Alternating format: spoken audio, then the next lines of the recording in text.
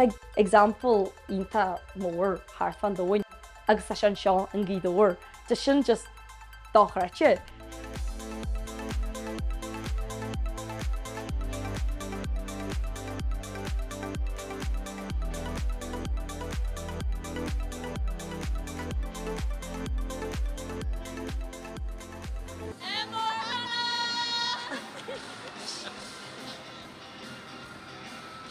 Muid seo is Sult bhféile in gcídóir dheimhí sa bhí ceathar agus a clás crack do muid ar bhain na mucin seo. Muid geirí cinneal a cinnte dhéanana ggóil daoine áitiúla seo agus tá sin ionta thabhairt do duine agus ggóil muid tuairt is de ardán dífa sin fásta. Bhí muid an cid banna ar an sléite agus bhí achanlainn scradaí chur an leabhas suas.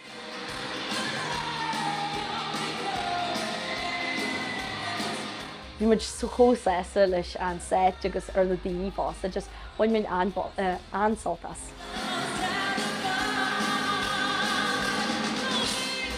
Tá muid seo is Sult, tunim le hana bhí, mar sin guitarist, lán le ceoils, círáns, cethar. Tá job mór agam sílim fanne le mar rhythm.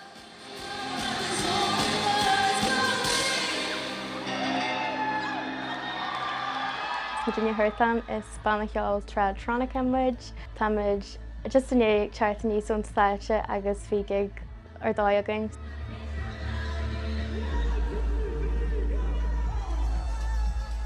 Stefan an seo an ratha fion, Jeanann sin ceoil agus sin producer sagainn fásta, Mheall chuaigh, Jeanann sin choreography agus an daista dún, tá daisar eile againn fásta Anna Loney agus bín Mheall luin ná múlú ag ceoil agus bím sa déanú ceoil fásta.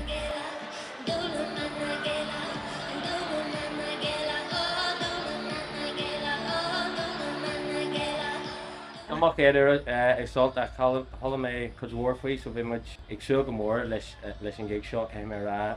Seán céidir a bhí muid ar an ardán go mór leis an ceann seo, so bhfuil muid an Sultas an gig.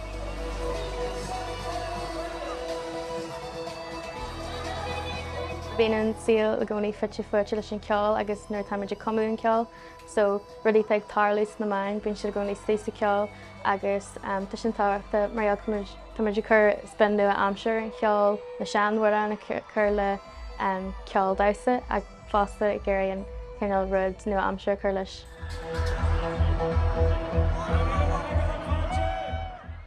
Is inspired mór é runna macaí duine an céidir ar henne mé rio í dóir.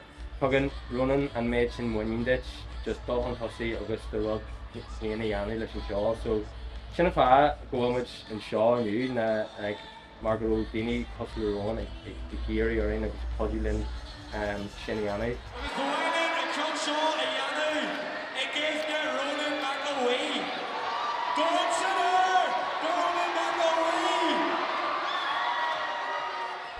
Tá sé ionta thabhairt dá daoine chosla a héin agus an banna ó ága táid seo cid bhféile rinnemuid.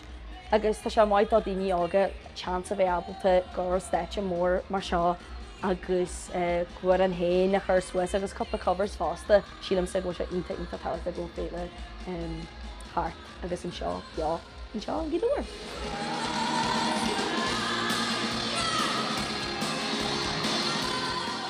Sílam tá muid anim an seanas agus tá daoine testagan cé hana bís cé hana cé me daoine anis.